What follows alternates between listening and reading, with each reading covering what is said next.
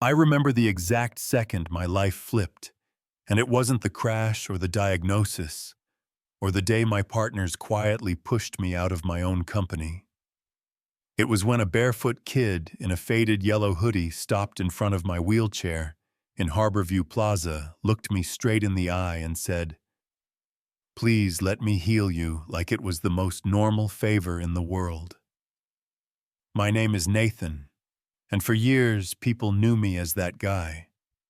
The one who owned the building with his name on the top floor, the penthouse, the cars, the deals, the kind of money that makes waiters remember your drink and enemies pretend to like you. Then one night, a distracted driver, a flash of headlights, a sound I still feel in my bones, and I woke up staring at a hospital ceiling while doctors in careful voices explained what I'd never feel again. They wrapped it in "miracle you survived" and "focus on blessings," but all I heard was, "You're done," and the world heard it too. Clients stopped calling. Friends visited once and disappeared. My partners sat me down in a glass room and said they were concerned for my health and needed steady leadership, which is code for "thanks for building this. We'll take it from here." I left my own building in a wheelchair, with my name still glowing at the top, and I swear I could feel the city smirking. Months blurred into rehab surgeries, miracle clinics, silent prayers I wasn't sure anyone heard. Every hallway smelled the same. Every promise cost more than it gave. Nothing. Heavy legs, heavier anger, and a mansion so big it echoed with everything I used to be proud of, and now just felt like proof I'd lived wrong. People talked. He had it coming. God humbled him. That's karma. You hear it enough, it sticks, and part of you starts to believe maybe you deserve exactly where you are. So that day I rolled myself back to Harborview Plaza and parked in front of the glass tower like a dare. People flowed around me in their suits and working knees, doing that thing where their eyes hit you and bounce away fast. You know what I mean? Like they're afraid compassion is contagious. Security came out. The young guard Collins squared up a little. "Sir, you can't just sit here all day. This isn't a shelter." I looked up at him past him. "Relax," I said.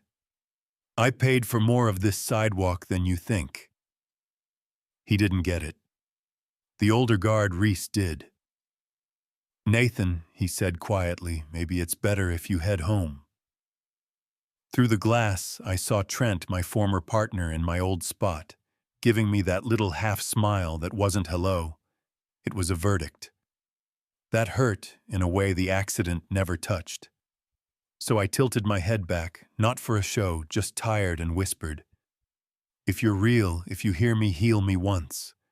Keep the rest. Just let me stand again. No thunder, no sign. Just traffic and footsteps and my own stupid hope hanging in the air." Then I saw him.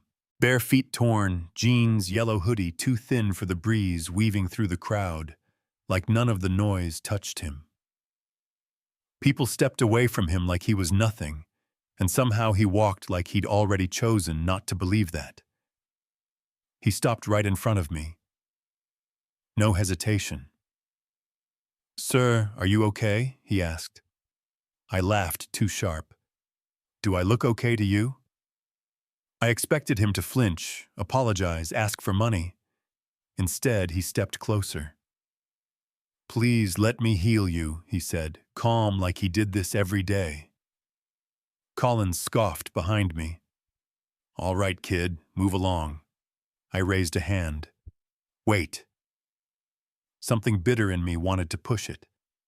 I looked at the boy at the building, at the people watching. "If you can heal me," I said loudly, "I'll give you my mansion." A few people laughed, a few lifted their phones because that's what we do. The boy tilted his head. "I don't want your mansion," he said softly. "I just want to see you smile for real." That slipped past every defense I had. I forced a smirk anyway.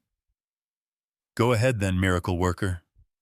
He didn't preach, didn't shout, just reached out and placed his hand on the cold metal of my wheel, then on my knee, and for a moment, it felt like the whole plaza took one quiet breath.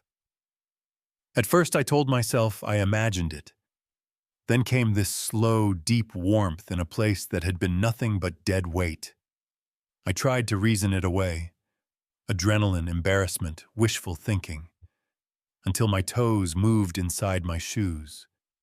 Not a memory, not a ghost, an actual twitch. I gripped the armrests. Stop. I whispered, more scared of hope than I'd ever been of pain. He held my eyes. Nothing is impossible, he said. People were staring now, phones up, confused, fascinated. Even Trent had stepped outside, arms folded, but his face giving him away.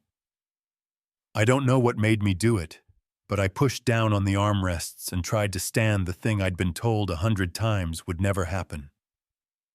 And I did, shaky, clumsy, like a newborn deer in a suit. But my legs held. Someone yelled, "He's standing." Collins backed up like he'd seen a ghost, Reese muttered. My God! And for the first time since the accident, the air didn't feel heavy. I grabbed that kid and just cried. Me, the guy who never cracked. How is this real, how I kept asking? He pointed up. He did it, the boy said. I just reminded you.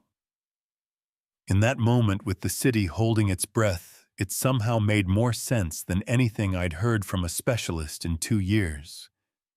Then I remembered my promise. The mansion. I told him it's yours, I meant it. He shook his head. I don't need your house, he said. You already gave me what I came for. What did I give you, I asked. He smiled, this small, knowing smile. You believed again. And then he stepped back into the moving crowd, and within seconds he was gone, like the whole scene had only been staged for my benefit, and now they were striking the set. What followed was loud. Clips went viral. Doctors called it delayed healing or misdiagnosis. Comment threads turned into war zones. Some people called me a liar, some called me a sign. Others said this was a calculated PR move to paint me as the good billionaire. You know how people get when they smell a story. Trent called, wanting to manage the narrative to leverage the miracle. That was the last time I let his number through. I went home and walked through my mansion, really saw it. The pointless excess, the empty wings, the stupidly expensive art I stopped seeing years ago. Every step echoed with that one sentence, I don't want your mansion. So I did the thing everybody used as proof I'd lost my mind. I signed it over. We turned that mansion into a shelter and community house. The office became a study room for kids who never had a desk. Guest rooms became long-term beds for people nobody had patience for. The formal dining room turned into a place where no one checked your shoes before they fed you. Neighbors complained about those people. Old contacts said I was overreacting, trying to erase guilt. One guy joked I was buying my way into heaven.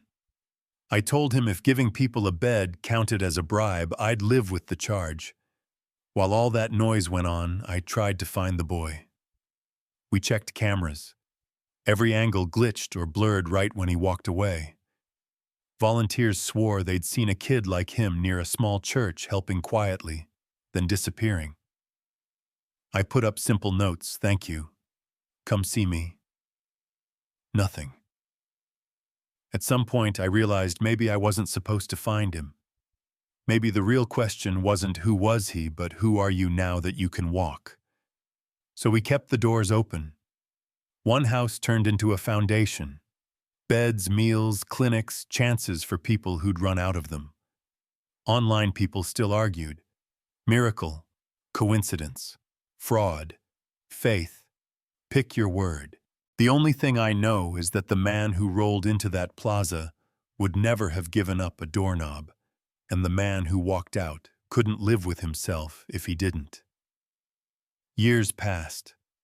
I got older slower, but I never went back to the chair. The mansion stayed loud in the right ways. I kept one empty seat at our event's front row, just in case a barefoot kid in a yellow hoodie wandered in and wanted to check if I was still smiling for real. One night I dreamed I was back in Harborview Plaza, wheels under my hands, sunset on the glass. Only this time there was no rage, just a quiet understanding. He walked up exactly like before. "You kept your promise," he said. I told him I'd tried that. Some days I failed. Some days I doubted him, doubted all of it. He put his hand over my heart. "Every time you opened your door," he said, "you said thank you." I asked him who he really was. He smiled. "You'll see. The real mansion's ready." I woke up with tears on my face and a peace no pill had ever given me. The next morning I didn't wake up. They tell me they found me by the window looking out over a place full of life instead of trophies. A few staff swear they saw a barefoot boy at the open door, smiling, like he was finally there to walk me the rest of the way. Maybe that part is for them. Maybe you think this whole thing is for me. That's fine. Call it medical luck, call it scripted, call it grace. But before you scroll, answer this one thing honestly. If someone stepped into your worst moment with nothing but ridiculous faith and gave you a chance to be better than you've been, would you grab it or laugh it off like I almost did? Tell me in the comments what you think this was. Miracle, coincidence, justice, second chance. Share your own story if something ever shattered your certainty, or if you've misjudged someone the way they misjudged me. And if this hit anything real in you, don't just like the video, go do one quiet thing that makes somebody else believe again, because that might be the only miracle they get.